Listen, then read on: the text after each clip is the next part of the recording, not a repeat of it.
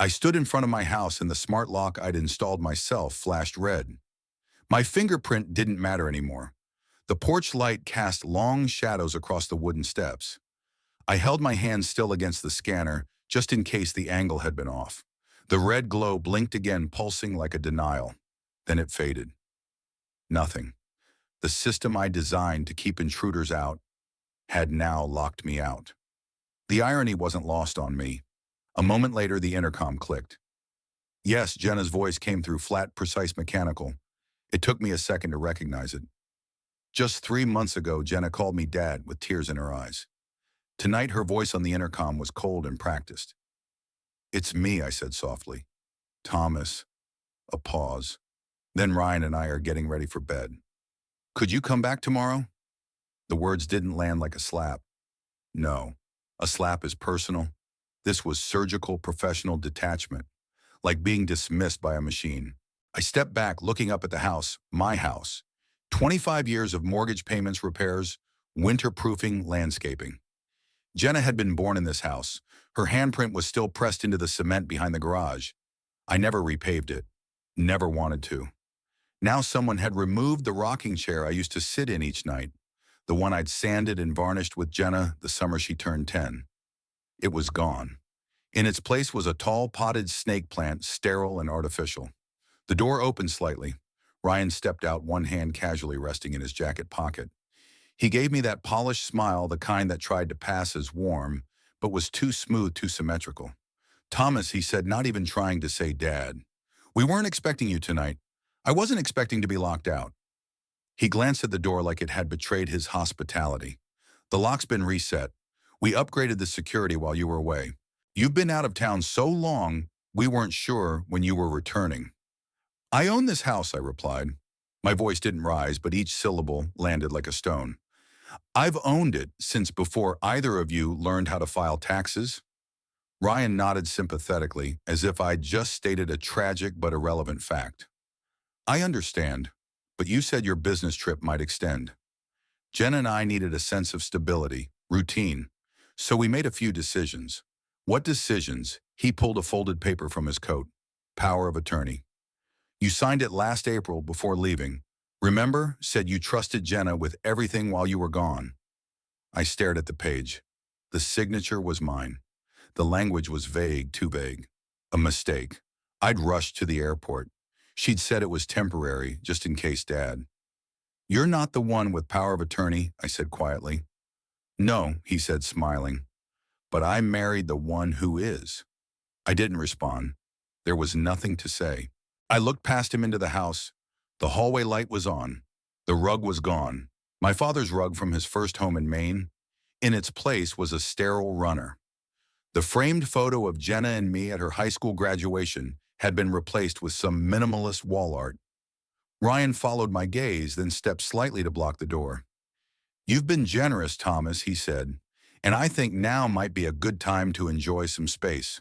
Travel, relax. You've done enough." I looked back at him, expressionless. He didn't know me.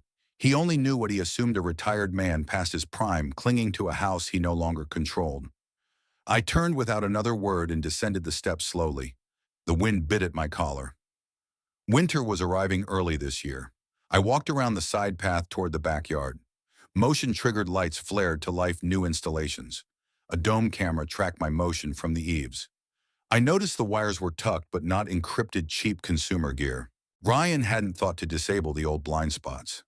Beside the fence, the small garden Jenna and I once planted had been dug up. I stopped briefly at the corner where the soil looked uneven. A new irrigation line, maybe, or something buried. On my way back to the front, I passed the mailbox. The brass nameplate had been swapped. It now read, "The Keller Residence." They didn't even bother to keep my name, not even as a footnote. I stood there for a moment longer. No shouting, no fists pounding the door. That was never my style. They've taken my house. Fine. But they forgot I built this place. I know every wire, every bolt, every blind spot. People think a signature on paper is the end of a story. I know better, it's where real stories begin. The next morning, frost clung to the edges of the coffee shop window like old regrets. I sat in the same booth I used to occupy every Saturday after my jog back when the world made sense. The mug in front of me was chipped the coffee lukewarm, but it grounded me. I wasn't here for comfort. I was here for precision. Linda Patterson arrived without knocking, still a force even in retirement. White hair tied back, no-nonsense coat, and eyes that had once dismantled embezzlement cases with surgical grace. "Thomas," she said, sliding into the booth, "when you said urgent, I expected something juicier than property paperwork." I reached into my coat and unfolded the document Ryan had shown me the night before. "Tell me this is real," I said. "Or don't." She scanned it once, then twice. Her brow furrowed, then lifted, not in surprise, but in mild insult. "This is sloppy," she muttered. I waited. "The signature, it's yours, but look at the slant. You've got a leftward lean. This one's neutral." Then the notary stamp zoom in. "That's a digital overlay, not embossed. Anyone with a scanner and Photoshop could slap this together." Linda looked up at me. "What's the date, May 17th, I said. "Supposedly." She leaned back, arms crossed. "That's the week Jenna was in Santa Barbara, wasn't it? You sent me photos from her anniversary trip." I nodded once. Linda's expression hardened. "This isn't a power of attorney. This is a forged permission slip wrapped in confidence." I looked down at the paper again. The ink hadn't changed, but everything else had. Ryan had waved it like a victory flag. But I'd taught forensic verification at MIT once. I should have spotted it sooner. I should have wanted to. "Why now?" I asked quietly. "Why push me out?" Linda shrugged. "Because they think you won't fight back." I reached into my coat pocket again, pulled out a slim USB drive. I backed up the internal camera system I installed last fall, the one no one knows about.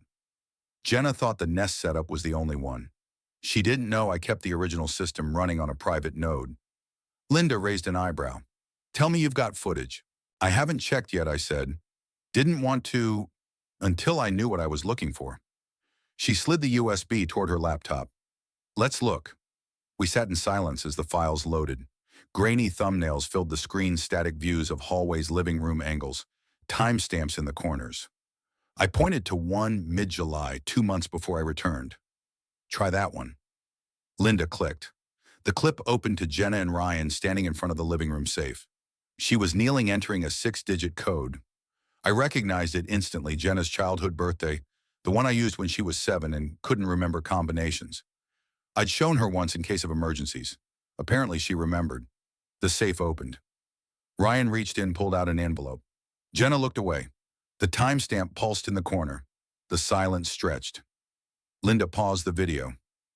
"You okay?" I didn't answer right away. The betrayal wasn't new. It had been growing like rust, but seeing it raw and undeniable was something else. Not just their hands in my safe. It was the ease, the teamwork, the routine. "They planned this," I said. "For months." Linda nodded. "And you've just earned your first piece of admissible evidence." I closed my eyes briefly. When I opened them, something had shifted. Not anger, not grief, just clarity. "This doesn't go to court," I said slowly. "Not yet." "No," Linda agreed. "First you collect. Build the case. Stay quiet." She closed the laptop and passed me the USB. They didn't just steal my house. They stole my trust and made it my weapon. People don't notice the man who brings the wine, they only notice who gives the toast. That was always Ryan's trick, making noise while assuming no one else could hear. He wore confidence like cologne, loud, synthetic, and nauseating in closed rooms. Me, I was the man in the background. That was his first mistake. I walked into Jenna's office 3 days later carrying a dark wooden case wrapped in gold ribbon. The receptionist smiled politely, her eyes flickering toward the security camera above the door. Trained, mechanical, watching. Laura met me in the hallway. "Mr. Hale," she said without inflection. "Jenna's busy."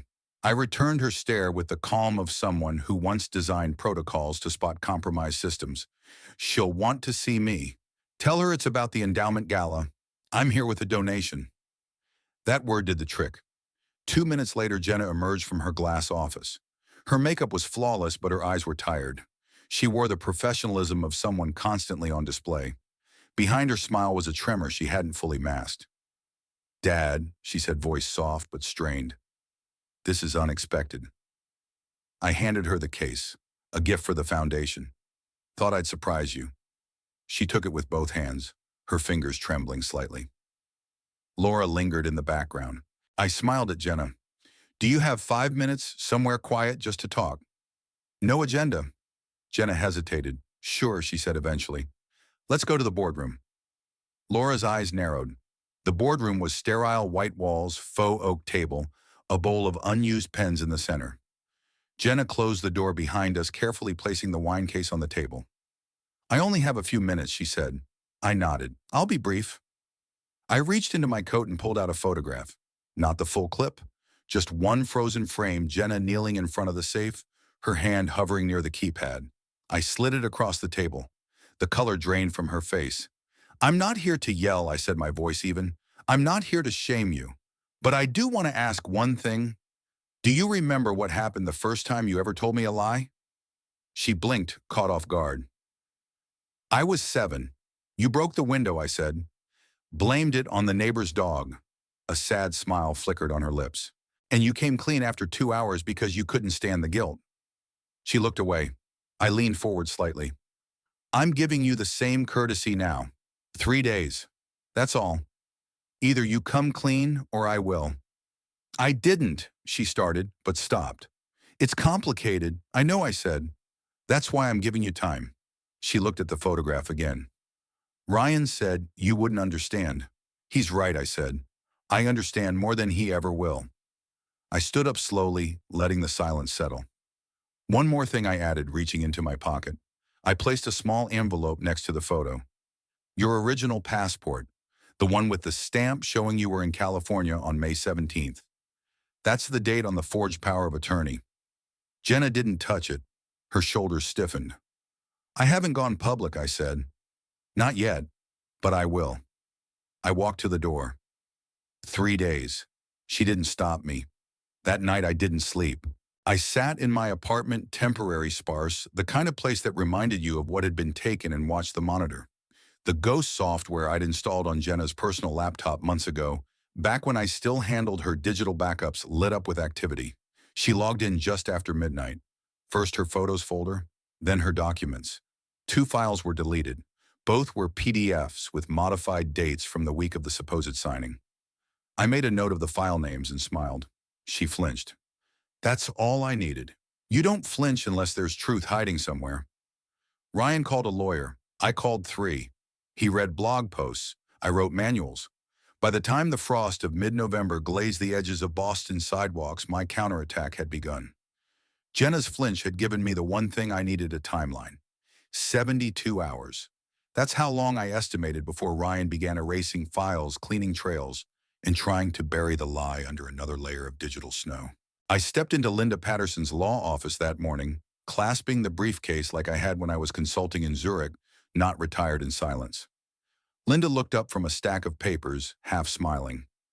You don't make casual visits, she said. I need a civil suit filed today, I replied. She didn't blink. Alleging what? Abuse of trust, misappropriation of assets, forgery of legal documents. I laid out the evidence like surgical instruments, each clean, sharp, and devastating. Linda studied the forged power of attorney, the passport scans showing Jenna's location, and most importantly, the footage. You're not bluffing, she murmured. Good, neither am I. Within hours, the suit was filed. The court moved fast, issuing an emergency order to freeze the assets tied to the property in question: house, vehicles, joint accounts.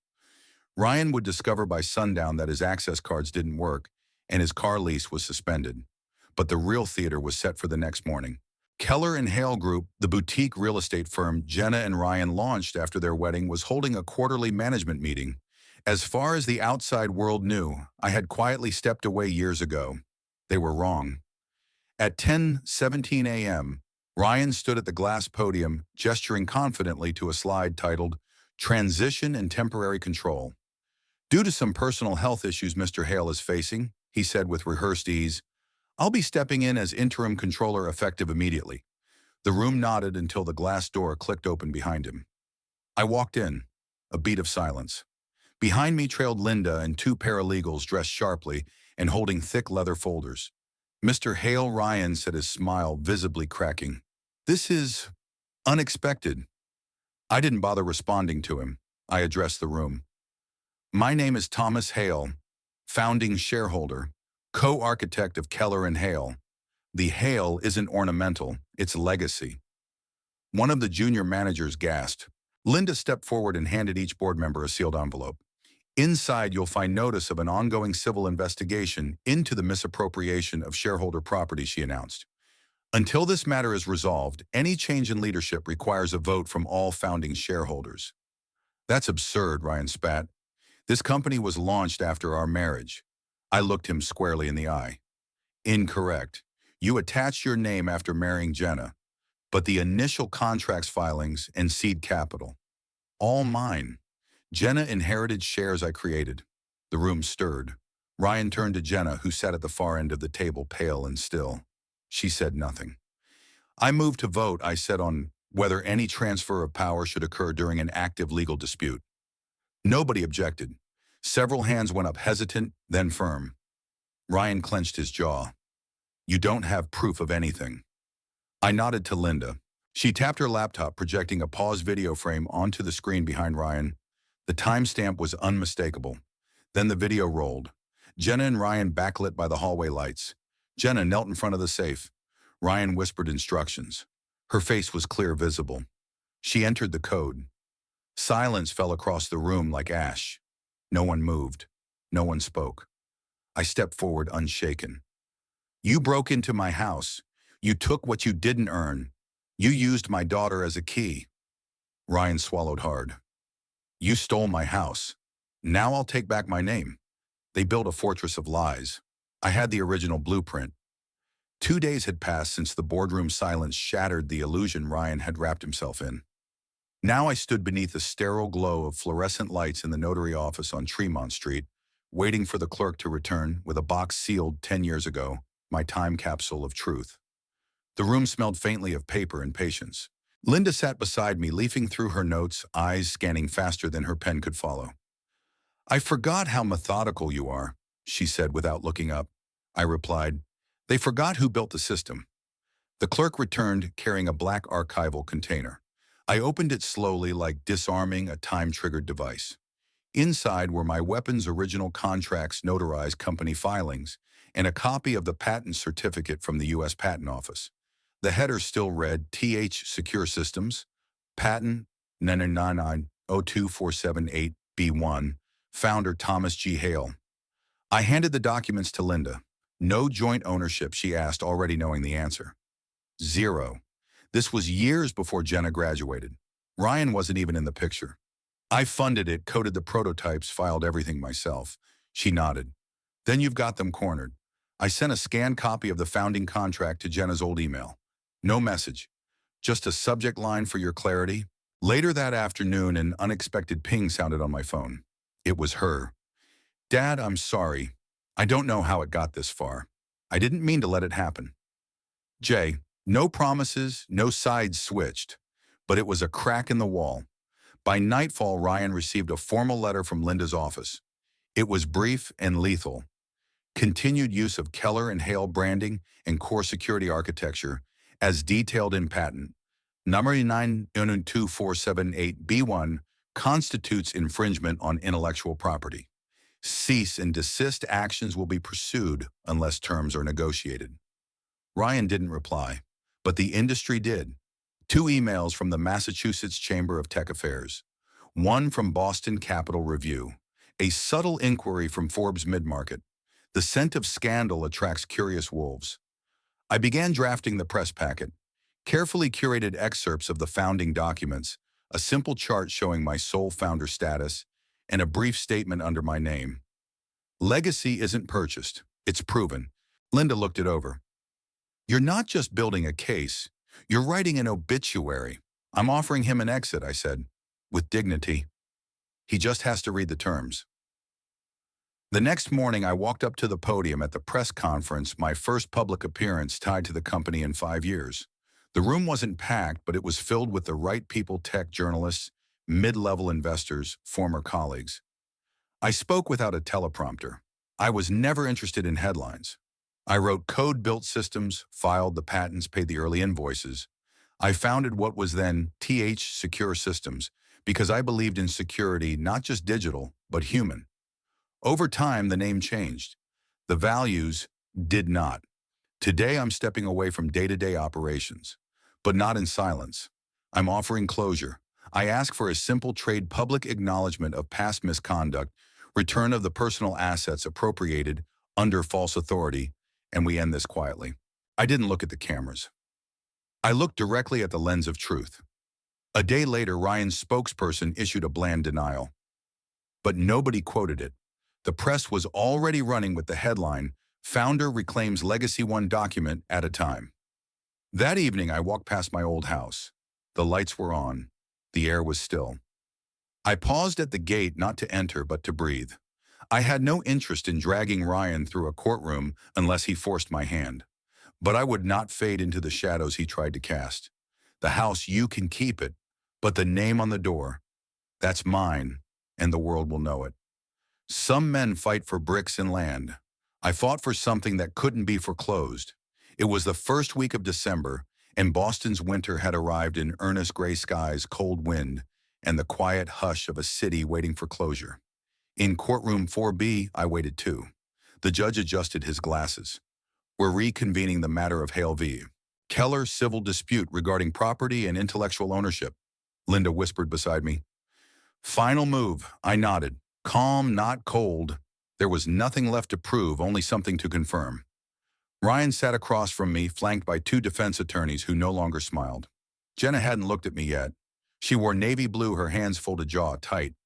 But when the judge called her name, she rose. "Ms. Hale," the judge said, "do you still stand by your previous claim that the power of attorney document is authentic?" She inhaled, then shook her head. "No, Your Honor, I never signed that document. I was in Zurich when that date was recorded. The signature was forged." A beat of silence. She continued, her voice steady. "The clip my father submitted is real. He didn't manipulate it. He didn't lie." Ryan turned eyes wide, but Jenna didn't flinch. The judge tapped his gavel once. "Based on evidence, including Ms. Hale's sworn statement and the security footage provided, the court finds that the power of attorney document is invalid. Mr. Keller is hereby ordered to return misappropriated assets. Furthermore, he is barred from holding executive office in any registered firm for 18 months. Ryan slumped. Linda exhaled. I didn't. The judge glanced at me. "Mr. Hale, you may request restoration of the seized property." I stood slowly. "No, Your Honor. I won't be moving back in." "But the title is mine again." A murmur rippled through the courtroom. I turned to Jenna. "If you want to make something better out of that house, it's yours. Not as a gift, as a chance." She said nothing, but I saw the shimmer in her eyes, the one she inherited from her mother. Not fragile, just human. Outside, the press hounded Ryan with flashing lights and clipped questions. "Mr. Keller, were you really managing the company on behalf of your father-in-law? Did you forge the legal document?" He didn't answer. He didn't. But the next morning's headline did. The puppet behind the curtain, Ryan Keller exposed. Meanwhile, Finance North published an interview I'd given 2 weeks prior. The feature was titled, "The Price of Trust in a Family Business."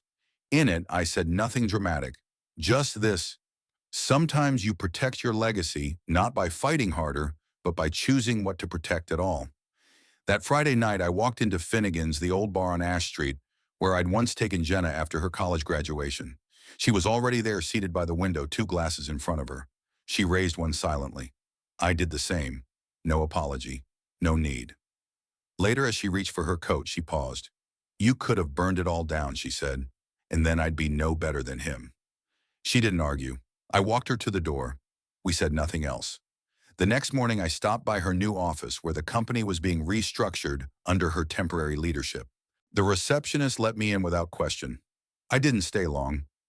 I left a single item on the wall behind her desk, a framed document, the original founding contract, not as a reminder of the past, but as a blueprint for how to do better.